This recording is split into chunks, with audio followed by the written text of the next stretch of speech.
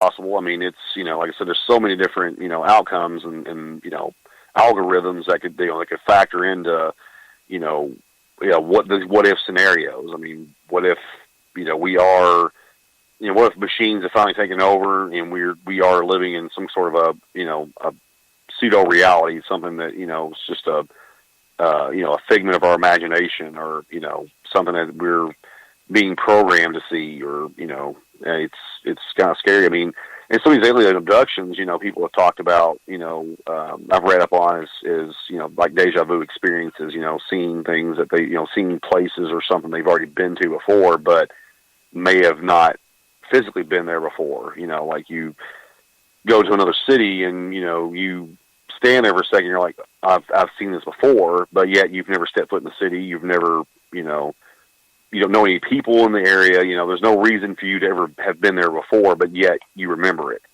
I mean, how else would you explain that? You can't. Now, hey, our time is almost up. What movie would you recommend for somebody this weekend to watch? Something scary, sci-fi, what would you recommend? Well, I would say for the fans of, like, so the old, again, like myself, that like the Atomic Age stuff, Creature with the Atom Brain, if you have the Amazon Prime, I recommend watching that because it's a pretty cool movie as far as, with the whole mind control thing. And it's got zombies in it, I guess you can call them that. And then, of course, I watched Mr. Sardonicus. That was a really pretty psychological movie. If you guys are, like, if you're into, the murder mystery, psychological type films, it was actually a really good movie.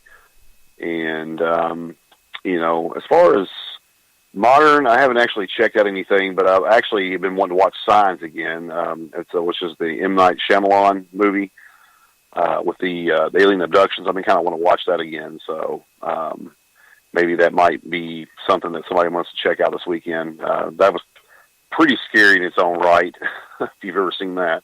Oh, yeah, it is. Now, if with the water. Now, if the people want to find you on Facebook, how can they find you? Do you have a website, or just do you do Facebook only?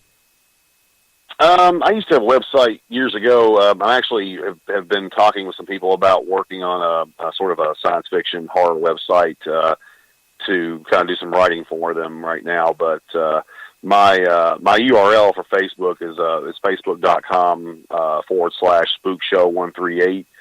And, if somebody wants to, use my useless horror trivia for, or, I do movie reviews and things and book reviews on occasions. I mean, I'm always up for, helping out with projects. We got some friends of mine that we're working on possibly shooting a couple movies and things in the future.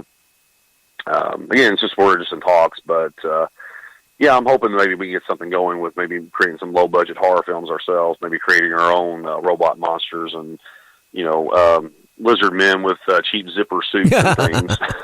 Yeah. Oh, that'd be cool. Now, maybe in about a month or so, I'll get you back on the show again. Hey, I want to thank you. And everybody, if you go on his Facebook, he does go on live quite a bit, showing masks and all that stuff.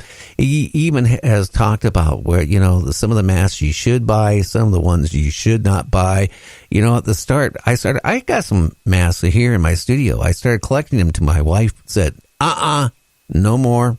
But you got to really watch where you buy your stuff, because I'll tell you what, I had a couple great hits off of eBay where the masks were just top quality at a good price. And then I got some other ones I paid a lot of money for, and honestly, I threw them right in the garbage can.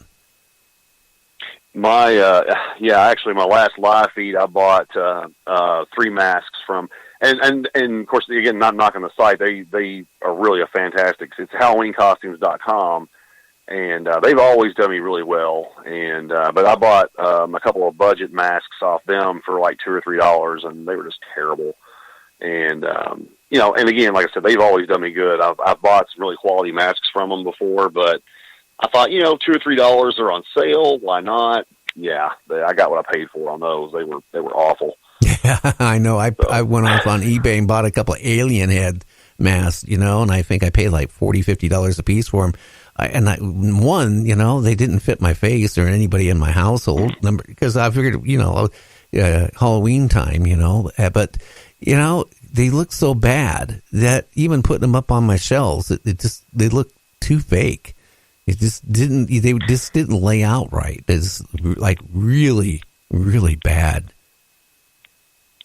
Yeah, I actually have a Predator mask that I bought at one of the Halloween stores here that's in Lexington, and I think I paid $20 for it because it was like right after Halloween, and it's a really awesome Predator mask. And of course, I bought one I think a few years ago off of I made an eBay or something, I don't know, and it was pretty lackluster, and I think I paid $40 for it, and it was one of the the cheaper latex. It was the flimsy latex on it, so it definitely wasn't designed to be a quality mask there for sure.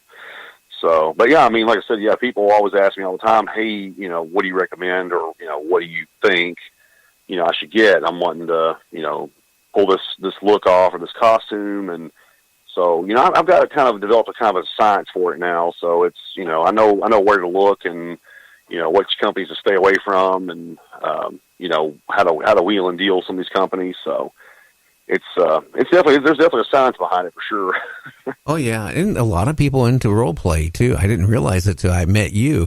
And there's some other people, that I'm in contact with. And I mean, it's just like when people go to the residence fair, they dress medieval and go all this stuff. Well, the same thing here, like, people dressing up like Jason and all this stuff. Anyway, I'm going to get out of here. I want to thank you for being on Night Dreams, and I'll contact you and maybe get you on right after Christmas.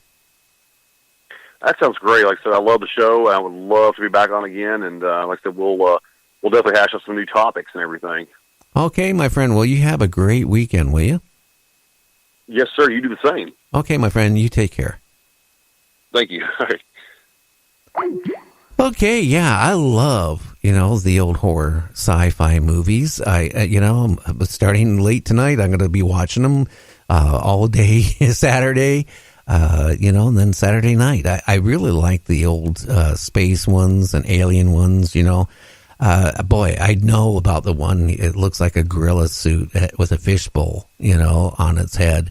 And I got a funny feeling that was a fishbowl. That's how low budget that movie was. And it was very, I think coming out of a cave and all this stuff, black and white, low budget movie. But you know what?